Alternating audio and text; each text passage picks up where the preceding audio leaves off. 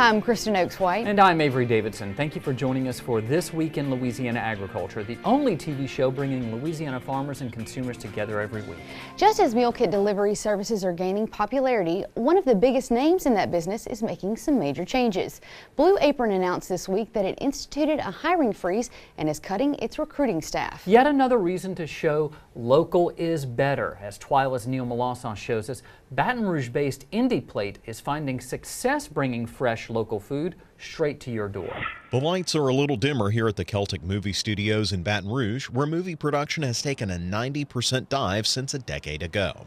Inside this old lighting room, something else, though, is now showing. That's our dishwashing area, and this whole center is going to be used for research and development, any kind of recipe testing. Indie Plate co-founder Peru Sharma has brought a new business model to Celtic. Indie Plate uses fresh, local ingredients to make meals for busy young professionals that take as little time as 10 minutes to make. Media Relations Director Maria Doe says each meal is thought out both in preparation and in ingredients. Every week it's all dependent on what is available. That's a good and bad thing because we have to repeat vegetables almost every week, depending on what season it is. Now that it's summer, nothing grows, so our farmers are kind of limited in what they can offer. We've given watermelon radish almost every week, but that's not necessarily a bad thing. It's a unique ingredient that you can't find in most grocery stores. One of those local sources is Amelia Kent, who is expanding her custom beef operation. Not only does Indie Plate provide locally raised beef, but it's also helping this farmer find a new market as well. While it's true, most of these calves are heading to a feed yard, we are proud of the fact that some of this beef will stay in our community. Indie Plate is also helping farms in urban areas like this one inside Baton Rouge. Sharma says it might be small now, but hopefully businesses like Indie Plate can help it survive and grow. We have our recipes for 5 months, so we can go back to the farmers that for at least for 100 people, I want you to plant salad greens, and I will buy every single leaf that comes off that little plot of land, and I have already sold all of this to end users. So while the future of movies here might be scary, Indie Plate is definitely in the spotlight. For This Week in Louisiana Agriculture, I'm Neil Melanson.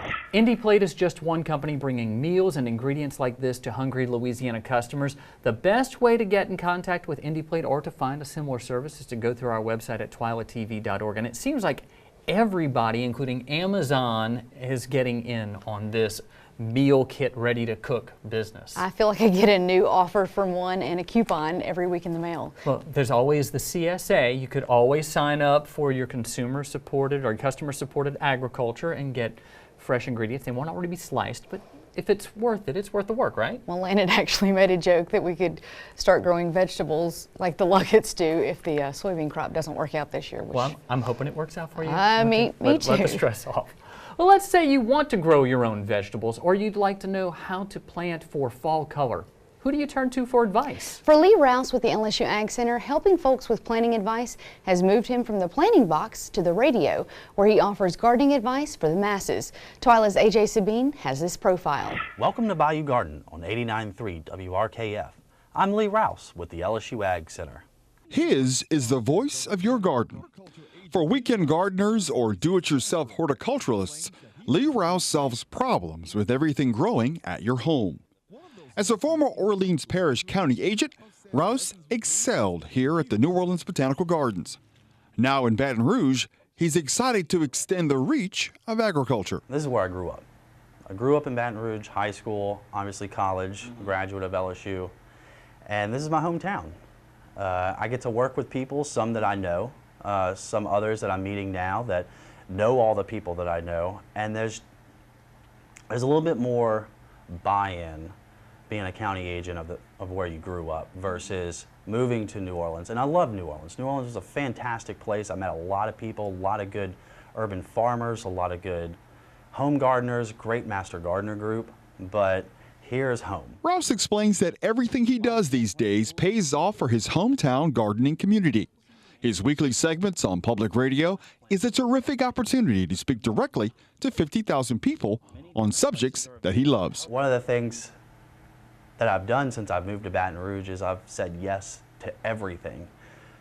You know, maybe I should stop that. It's kind of starting to get a little overwhelming, but as I'm saying yes to everything, you know, do you want to do radio? I've never done it before, but yeah, let's try it. Do you want to write for the Advocate weekly? I haven't done that before, but yeah, let's do it. And just being open and trying new experiences, trying new ways to reach people. You know, maybe one day we'll do something on the news channels, have a weekly spot on there. Haven't done that before, but yes, let's try it. From sunflowers to okra, Rouse fields questions about all manner of horticulture. He says the response he's received from listeners has been exciting.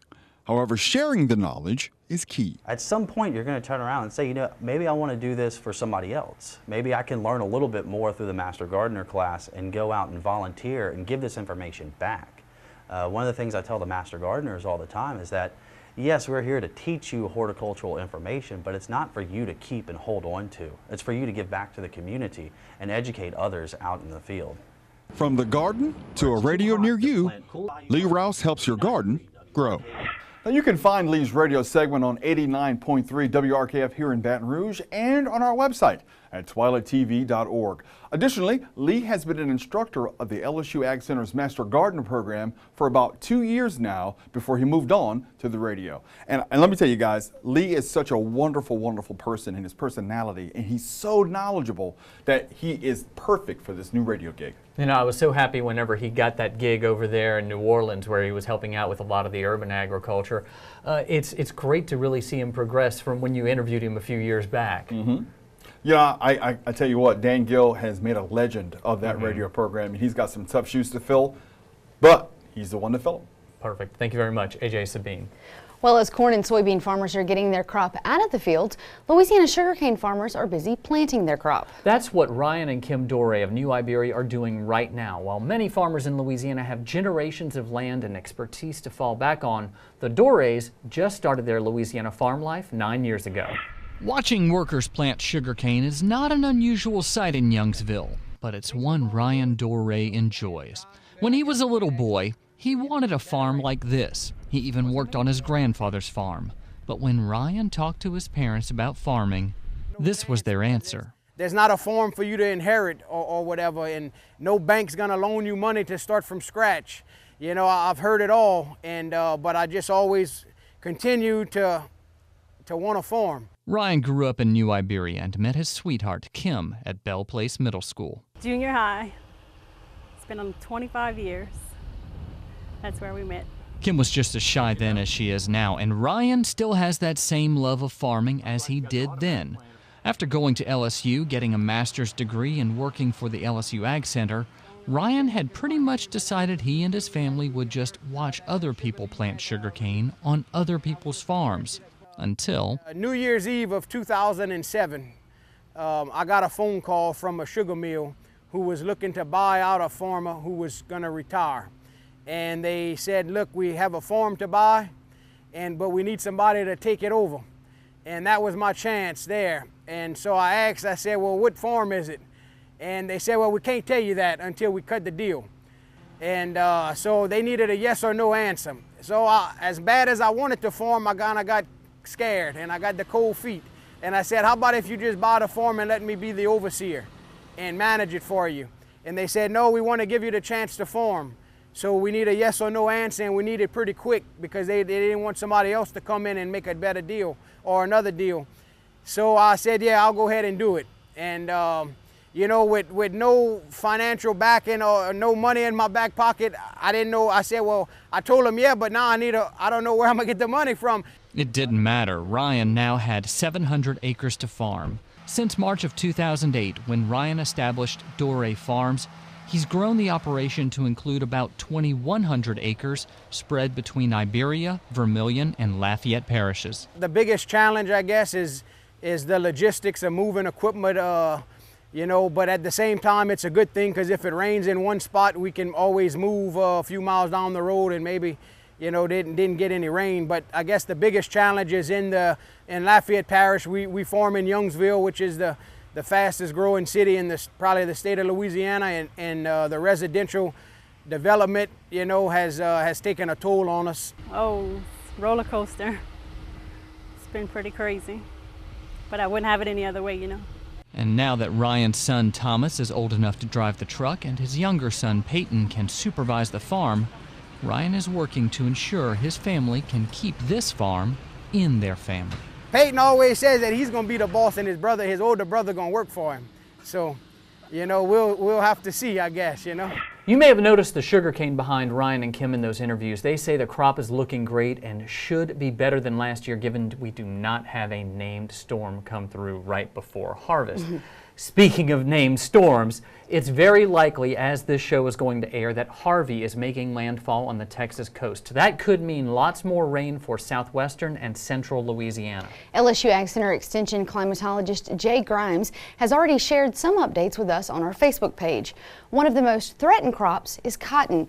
As TWILA's Carl Wiggers shows us, with 200,000 acres planted across Louisiana, this is not the kind of weather you want to see when cotton enters its final weeks of maturity.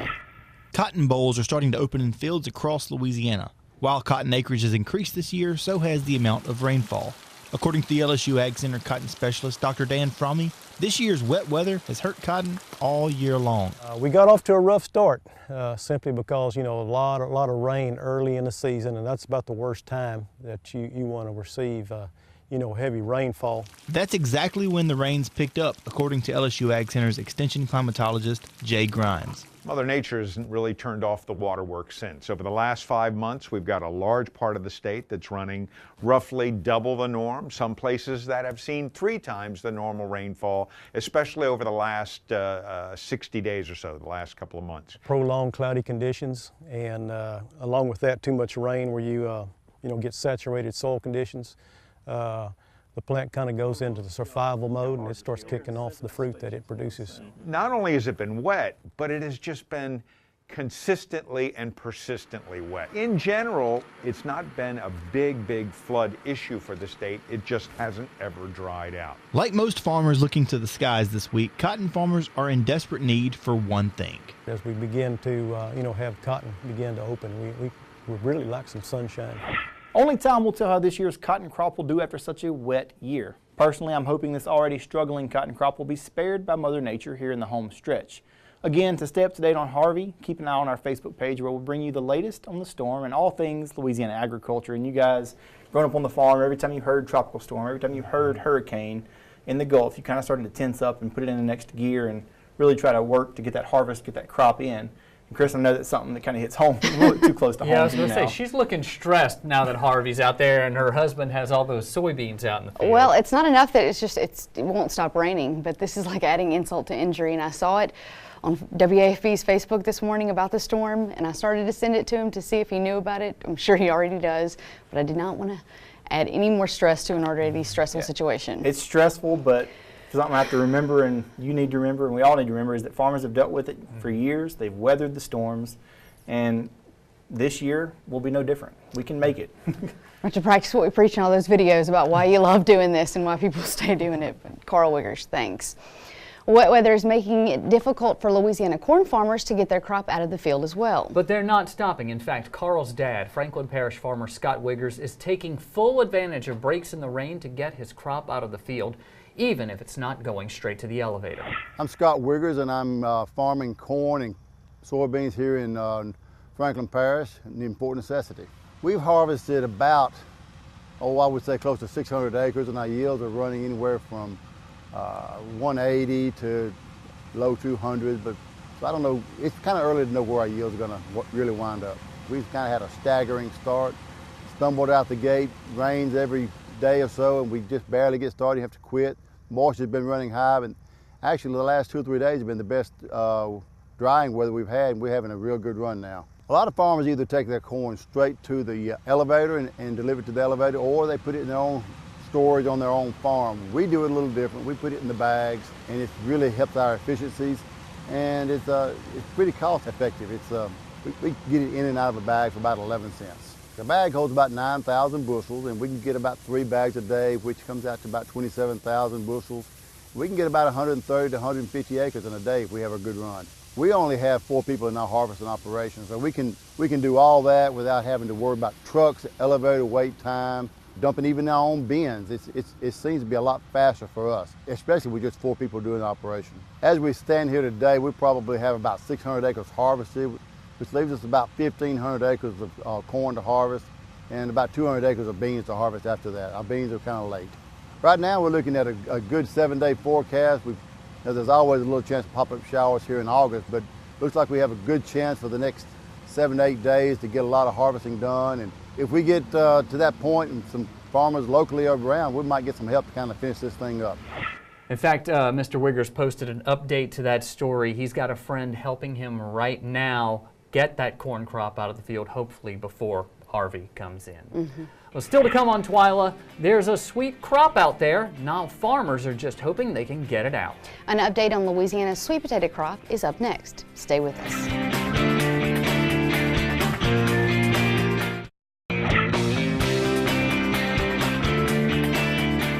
Sweet potatoes are big business in Louisiana. Last year, the growing and processing of sweet potatoes brought $76 million into the state's economy, according to the LSU Ag Center. As TWILA's Craig Gautreaux shows us, farmers are anxious to get into the fields to get their crop out, given there's not too much rain.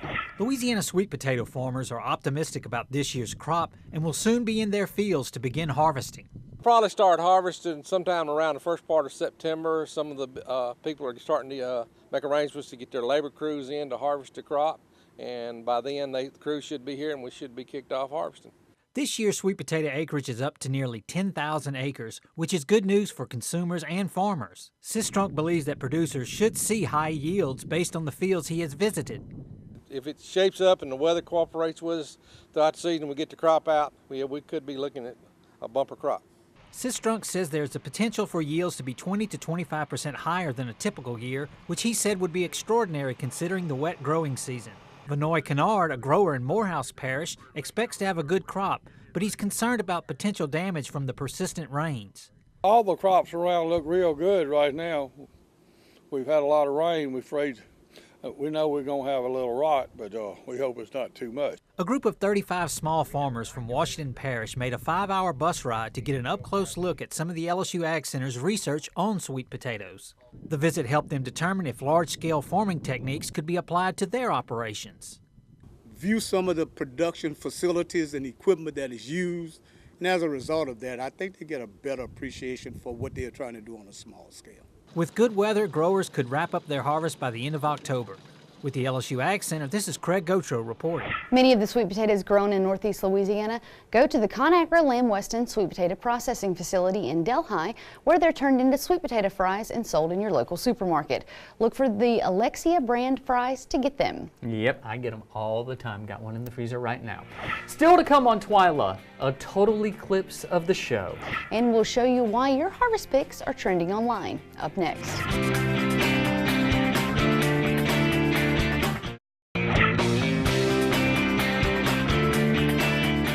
This past week saw an event that had a lot of folks looking up.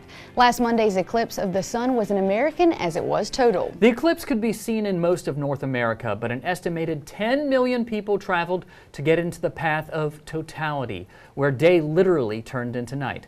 One person, TWILA's Neil Melanson, traveled to South Carolina for it. His in-laws were lucky enough to be right on the line for totality there in Lexington, South Carolina. Neil told us the experience was like nothing he'd ever seen and well worth the trip. The eclipse inspired a slew of social media posts ranging from awe to, well, as we're about to see in trending, boredom. But it had a lot of us here looking up. The next eclipse will not be until 2024. While Neil was in South Carolina, Carl Wiggers went to watch the eclipse from his family's farm in northeast Louisiana. There he got some great time-lapse video as the sun was partially covered by the moon and partially covered by clouds. Here you see his cousin Drew Wiggers stop his tractor long enough to show his son, David Michael, the partial eclipse. It was a special moment for that entire family, and I know that I had a lot of fun with it as well. I feel like I missed it because I didn't have the glasses. We're going to see that in a moment too, because we're going online for a total eclipse of the trending on TWILA this week. This week's total solar eclipse was certainly the most famous eclipse in history, but astronomers, scientists, and media experts agree that this solar event was the most viewed, most tweeted, most shared event ever in human history. Social media went crazy on Monday, and many telecommunications experts feared the event would crash the internet with so many people uploading their photos and videos online. The eclipse truly produced some breathtaking photos. It really did. NASA broadcast their continuous coverage of the entire path of the eclipse from start to finish on Facebook Live. But some of our favorite posts came from farmers and folks right here in the ag community. The Washington Post conducted a Facebook live stream of the eclipse at Fernhill Myotonic Goat Farm in Tennessee to see if the flock would be startled by the total solar eclipse. Good idea in theory, but nah, it didn't seem to faze them at all. I shared it on our page, and a lot of people seem to like to watch it. On the Southern Farming Facebook page, we saw plenty of ag-related eclipse posts, some that even made us chuckle. Peggy Glasgow shared her eclipse preparation in Tennessee, where she said it's serious business taking care of these mama cows. Patrick Chapman posted this pretty awesome photo of his combine running during the eclipse. And of course, we saw plenty of welding helmets and goggles as people were prepping for the eclipse. My favorite was Hall Schneider's photo on Instagram. About halfway there, he says. Leave it to Hall. Texas Farm Bureau posted a great photo to celebrate the eclipse. Once upon a time, there was light in my life. Now there's only dark at the barn. Nothing I can do. A total eclipse of the farm. Clever, quite clever. I thought you might like that. We even had a little fun with the event on our own, posting our own eclipse-ready photo on Monday, and if you didn't see that, you can get a look at it right here. And whether you bought into the hype of the solar eclipse craze or not, it's safe to say that most of us looked at the sky at some point on Monday to catch a glimpse of this incredible solar phenomenon. And I know that I went over and had lunch with my wife, and so we had to do the solar selfie is what we called it.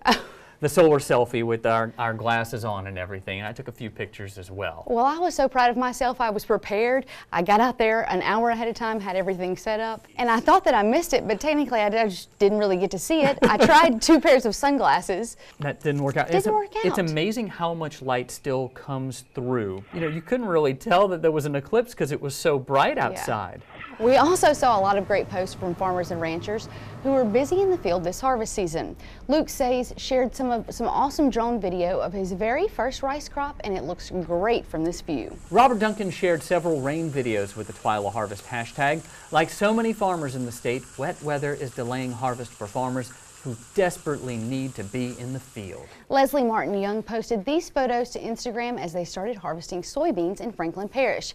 In the same area, Scott Wiggers shared this photo of a late-night corn harvesting. Thanks, Scott, for reminding us that farming is never a 9-to-5 job. Ryan Yerby shared plenty of harvest posts with us on Facebook. Our favorite one says, "When you're rained out, but your neighbors call for help." A great example of the character of the farming community. And harvest season is just getting started here in Louisiana, so that means there's still plenty of time for you to share your harvest photos with us on social media. And whether you're harvesting grain or planting cane, we want to see all of your photos and videos from the field. So share your harvest post with the hashtag TWILA Harvest for a chance to win a special Yeti-themed TWILA prize pack. And who knows, we may even give away a few Yetis if you guys keep sharing all of those great photos and videos each week. Now it's time for this week's TWILA Trivia. Last week our question was, what percentage of U.S. ag products are produced on family farms and ranches? And the correct answer is C, 89%. This week our trivia question is, which urban area experienced the best view of Monday's total solar eclipse? Is it A, Seattle, B, Chicago, or C, Nashville? To enter this week's trending trivia contest, simply log on to your Facebook or Twitter account and post your answer with the hashtag TWILATrivia. Or you can always submit your answer on our website at twilatv.org. Well, that does it for this edition of TWILA. Be sure to join us next week when we'll show you how farmers are helping first responders save lives. Until then, you can watch all of our stories online at twilatv.org and be sure to like us on Facebook, follow us on Twitter and Instagram. For all of us here at TWILA, thanks for joining us. We hope to see you again right here next week.